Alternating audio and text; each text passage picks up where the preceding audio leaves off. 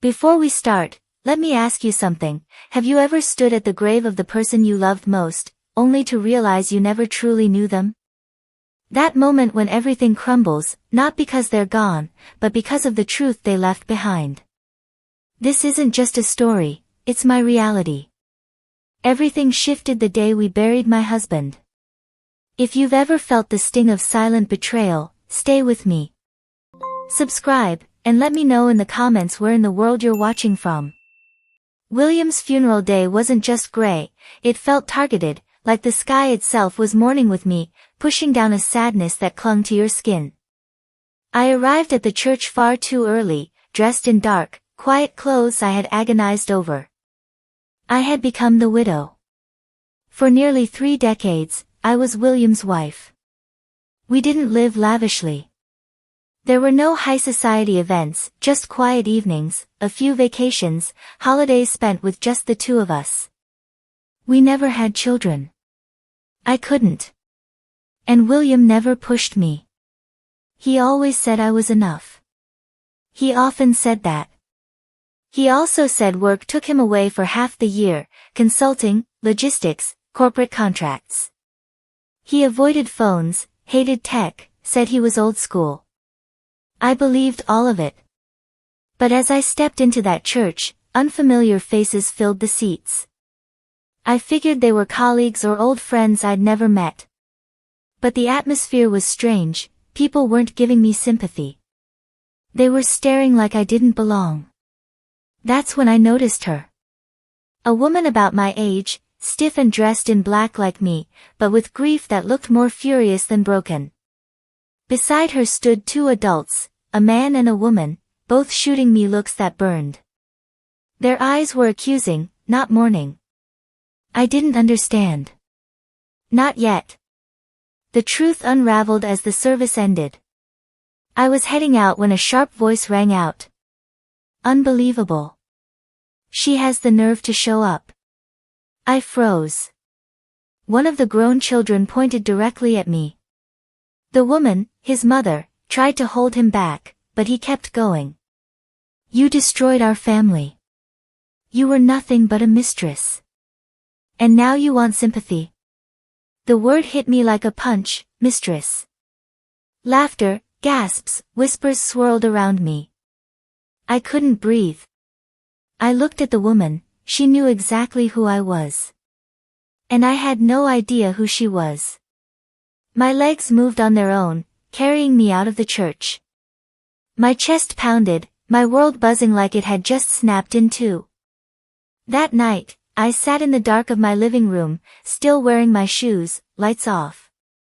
I couldn't cry. I was frozen in disbelief. William had a second wife. Children. A whole other life.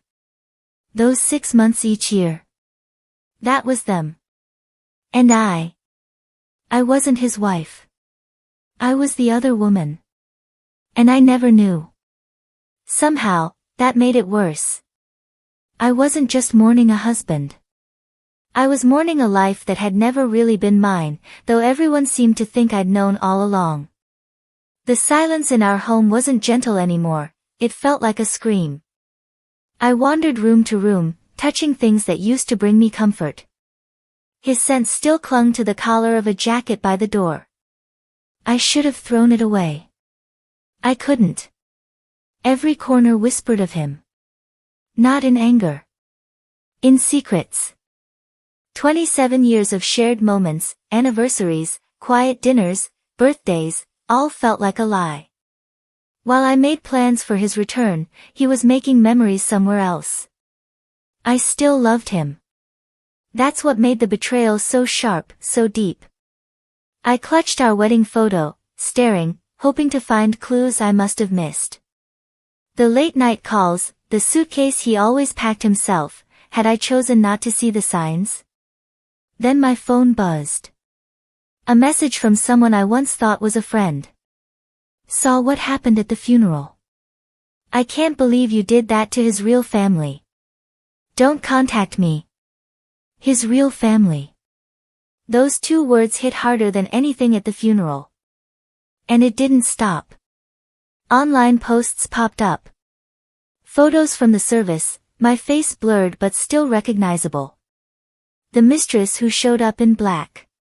She waited for him to die to cash in. My inbox filled with hate. Messages from strangers and long-lost acquaintances alike, calling me a liar, a gold digger, a fraud. No one asked what I knew. No one cared. I didn't sleep. I sat at the kitchen table, staring blankly, sipping tea I couldn't taste. By morning, I felt nothing but numbness. Still, a part of me clung to the hope, maybe this was all a mistake. Maybe Helena misunderstood. Maybe those weren't even his kids. But when I looked through our financial records, the truth smothered that hope. Flights scheduled like clockwork. Consistent wire transfers. A second insurance policy. Rent payments for a home I'd never seen. Every lie, backed by receipts. I felt like a fool. A woman over 50, alone, mocked online, no children, no family left. Just me and the ghost of a man who loved me quietly but lived loudly elsewhere. I began locking doors more often. Flinched at every knock. Even at the grocery store, I felt like people were watching. Whether they were or not didn't matter, paranoia had taken hold. I kept my head down like I was guilty. And sometimes, I wondered. Was I being punished? Did I love him so blindly I missed the truth? Was I comforted by routine so much that I ignored the warning signs? Or was I just the victim of a life built on lies? I didn't have those answers. But I knew one thing for sure, Margaret, the woman who smiled through pain, who stayed quiet to keep peace, who trusted too easily, that version of me had been buried with William. The woman left behind was about to find out what it truly meant to live in the shadow of someone else's betrayal.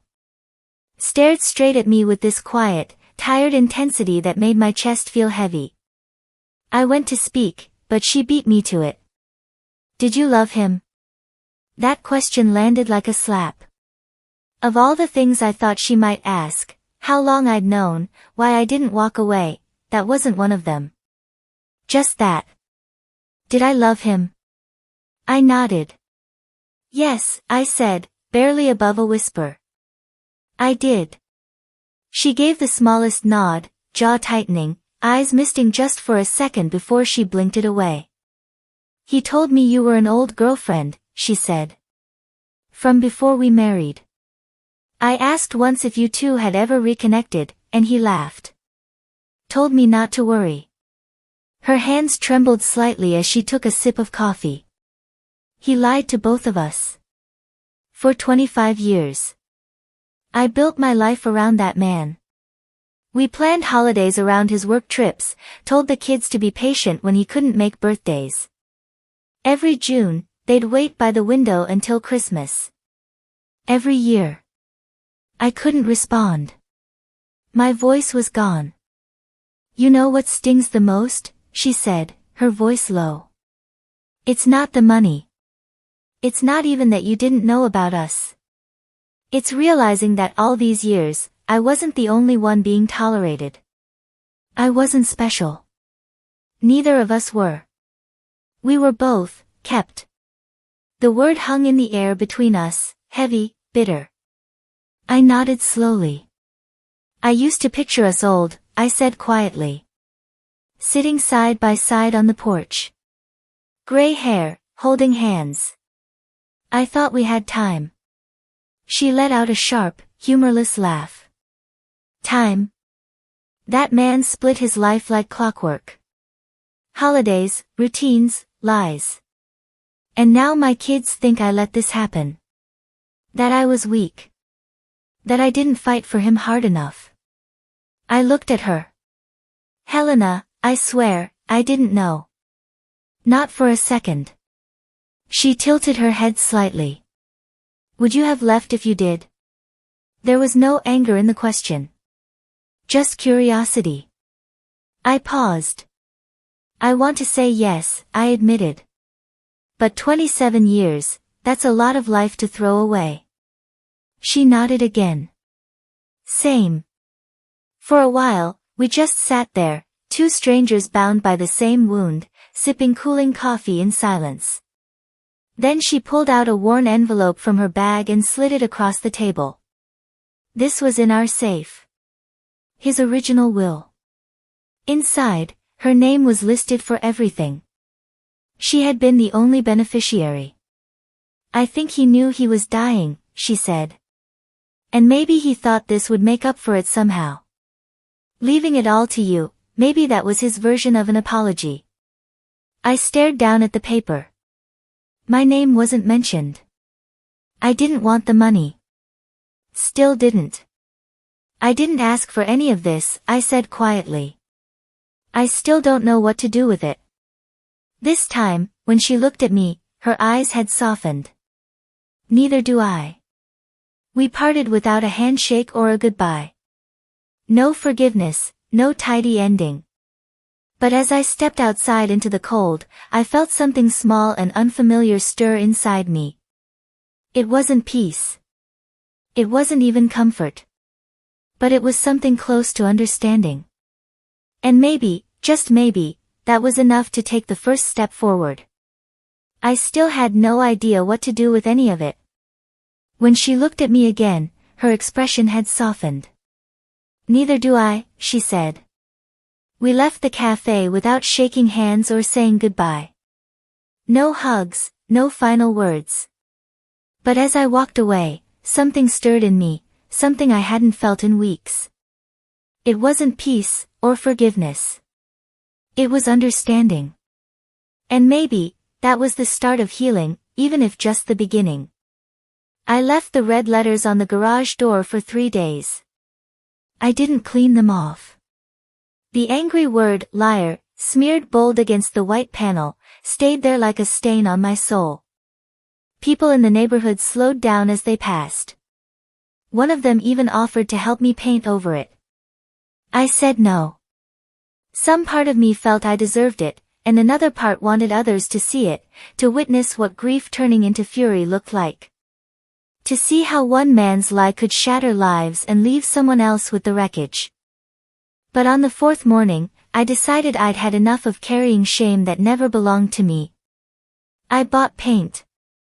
I covered the word. And for the first time in weeks, I stood in front of the mirror and didn't look away. That same day, I made a decision. If people wanted to cast me as the villain, I would act in a way they couldn't define. I wouldn't fight. I wouldn't apologize for things I hadn't done. I would reclaim my life, step by step. I increased my anonymous donations, sending money to food banks, shelters, homes for the elderly. I helped pay for therapy for widows. Quietly. Not to earn back anyone's trust, but because it felt like a way to cut out the thorns that grief had buried in me. Of course, it didn't stay quiet for long. Helena's daughter posted court documents. She's trying to buy forgiveness, one post read. Another said, guilt money. I was told to stay away from their father's legacy. Then, the official lawsuit came. Helena's children were challenging the will. Emotional coercion, manipulation, claims that William wasn't mentally sound. I read the court papers alone in the same kitchen where William once brought me tea. They were accusing me of isolating him, forcing his hand as he was dying. None of it was true. But that didn't matter. Perception did. I gave the paperwork to my lawyer, who reassured me that everything had been documented and notarized. William's mental state had been clear. But I still couldn't sleep or eat. I stopped opening the curtains. And then, one morning, there was an envelope taped to my front door. No stamp, no return address. Just a photo of me outside the post office, scrawled with the words, "How's the blood money, Maggie?" I dropped it and ran to the sink, vomiting until I shook. I wasn't afraid for my life. I was afraid of becoming what they were trying to paint me as. I called my lawyer again. I want to settle, I said. He told me I didn't need to. I know, I said, but I want to. That afternoon, I called Helena again. She wasn't surprised. I've seen what they're doing, she said. I didn't know about the photo. I told her I didn't want to keep fighting. I offered to divide the estate. Not out of guilt, but for freedom. There was a pause. Then she said, meet me tomorrow. We met at the same cafe. She looked different, still tired, but gentler, like something had settled inside her. She apologized for what her children had done. Not just the lawsuit, but the gossip, the hate. They're angry, she said. They don't know what to do with it. I know, I replied. Neither did I. We talked for over an hour. About loss, betrayal, motherhood, and how I'd never had it in my life. In the end, we agreed on a private settlement. A portion of the inheritance would go to a fund for her grandchildren. Another to a nonprofit in William's name. The rest, I could do with as I pleased. We left the cafe side by side this time. Not as friends, but not as enemies either. That night, I sat in my living room. For the first time since the funeral, the walls didn't feel like they were caving in. I had no husband, no children, no old friends. But I had something else, a door that was beginning to open. And this time, I was ready to walk through it. I didn't tell anyone I was moving. Not the lawyer. Not the neighbors. Not Helena. I needed a quiet escape. Too many people had decided who I was based on rumors. Too many looks of pity or judgment. Nothing in between. So, I packed in silence. Sold the house William and I had shared. I couldn't stay. Every creak of the floor felt like a lie. Every drawer reminded me of a man who hid his truths behind neat labels. I gave away almost everything. Kept only what mattered, photos, my mother's teacups, a few books, some clothes. I left behind all of his things. Not from bitterness, but because they belonged to another life. I moved into a small cottage 2 towns away. It had a white fence, a maple tree in front, and no legacy. No whispers. Just a woman starting over on a quiet street. I slept through the night. Woke up to birds and sprinklers. Sat on the porch with tea. I didn't check the news. I didn't scroll my phone. I just breathed. When a jogger waved at me for the first time, I flinched. But she only smiled. Just a smile. No judgment. No recognition. It felt like a miracle. At the local library, I offered to volunteer. Ruth, the director, greeted me warmly and handed me a box of books. "Can you alphabetize these?" she asked. I almost cried. I started helping with children's reading time on Saturdays. Their laughter reminded me that not everything in the world had been touched by betrayal. I adopted a mutt from the shelter. Medium-sized, golden, 1 floppy ear. I named her June, for the month everything fell apart, and the month I decided to begin again. She never left my side. Slept by my bed. Watched me with eyes that didn't judge. Eventually, Helena reached out. She heard I'd moved.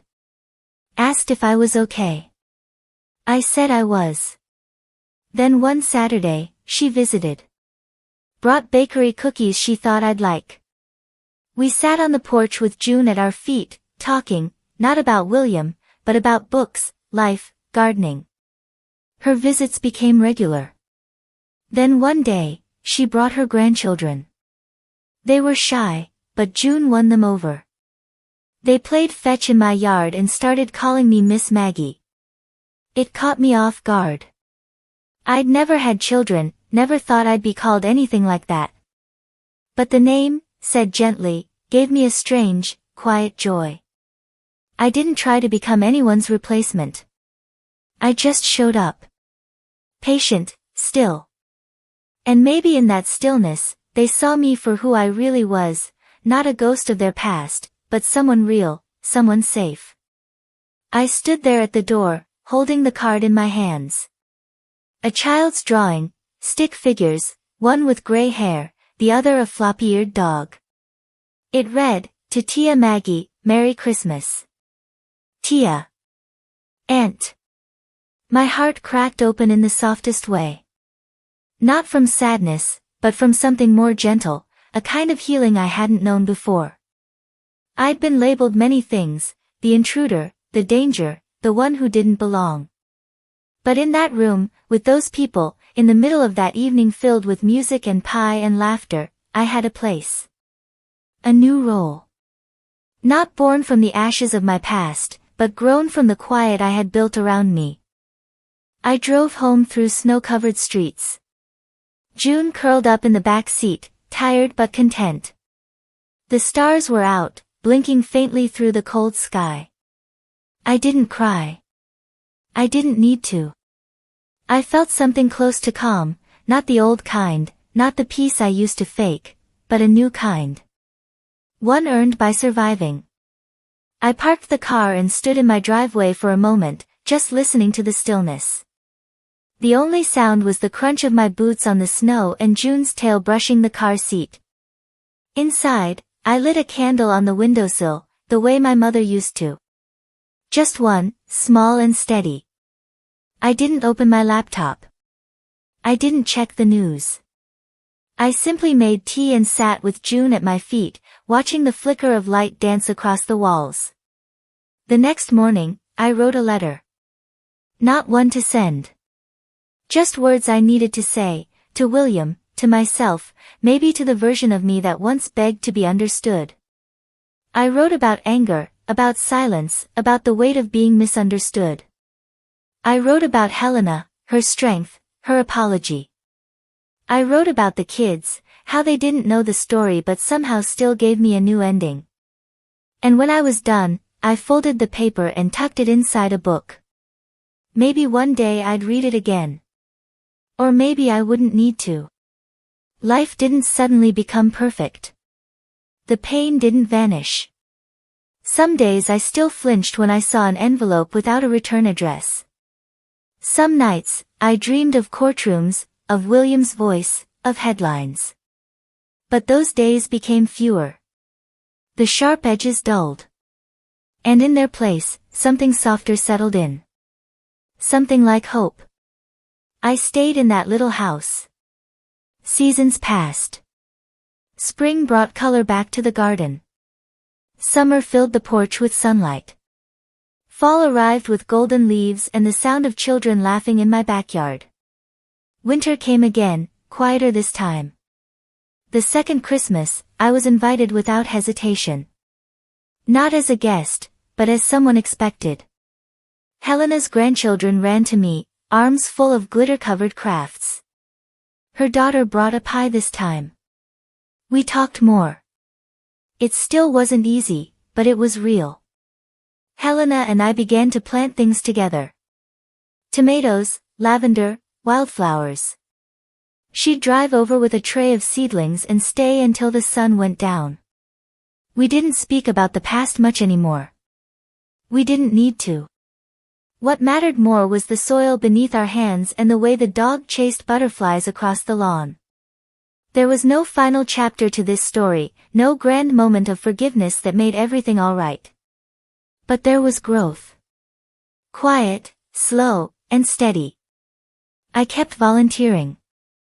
I kept reading to children. I kept baking bread and drinking tea and finding joy in little things. Some days, I felt like someone entirely new. Other days, like the same woman, just carrying fewer ghosts. I didn't try to fix everything. I didn't chase closure. I let it come on its own. In laughter. In library shelves. In a child's voice calling me Miss Maggie. And in that soft, simple life, I stopped just surviving. I started living. There was a calmness in the air, a quiet sense that some things have to end so that others can begin. Every morning, I walk June through the trails in our neighborhood. I wave at the same friendly faces, chat with the librarian about new books, and help kids pick out stories when it's rainy outside. No one here brings up my past. No one asks about William. To them, I'm just Miss Maggie, the woman who reads with too many silly voices, always has a dog treat in her coat pocket, and smiles, even if her eyes sometimes look tired. And that's all they need to know.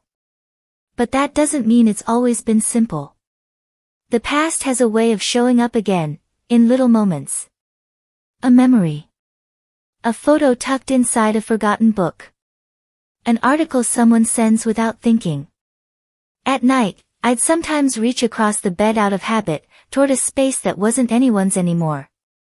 But the pain had changed. It didn't sting like before. It was softer now, steady, quiet, something I could carry. I had learned how to live with it. One afternoon, I was sitting out on the porch with Helena. We didn't talk as much these days when we saw each other, but we didn't need to. The silence between us had changed. It wasn't uncomfortable anymore, it felt meaningful. We sipped tea, watched June roll around in the grass, and listened to the sound of her grandkids laughing in the yard. Her daughter had started visiting more often. Her son, still a bit distant, had sent her a short note apologizing, just a few words, but they felt real. Healing never happens in a straight line, but it was happening, slowly. Helena looked up at the sky and said, I think about him sometimes. Not the lies, just the parts he let us see. I nodded. Me too. We never acted like the good moments made up for the bad. We didn't pretend to forgive what hadn't been earned. But we still honored the pieces he left behind, and the strength it took to rebuild after everything. I said, I'm glad we didn't let him take everything from us. Helena turned toward me. He didn't, she said. We still had ourselves. And now we have this. What we had wasn't something we expected, it came out of betrayal, but it became something we chose. After she left that evening, I stayed outside. The sun had gone down, and June was resting her head on my foot. The breeze brought the smell of blooming lilacs, the same kind my mom used to grow. I thought about who I had been a year earlier. The woman who stood at a funeral and found out her whole world was a lie. The woman who felt broken, shamed, and left behind. The one who inherited not just a fortune, but a heavy burden. I didn't hold on to her with anger. I let her go with respect, because she made it through. And in her place, I'd become someone stronger. Someone who didn't need to raise her voice to be taken seriously. Someone who didn't have to prove her worth to anyone. Someone who took a shattered life and rebuilt it slowly, piece by piece. I hadn't just found peace, I had taken it for myself, in my own way. Not through revenge, but by surviving the storm. By staying true while the lies tried to tear me down. I stood up, stretched, and watched the last bit of sunlight disappear behind the trees. Tomorrow would come, like it always does, and I'd be ready for it. Thanks for listening. Don't forget to subscribe. And if you'd like, share your own story in the comments. Your voice matters.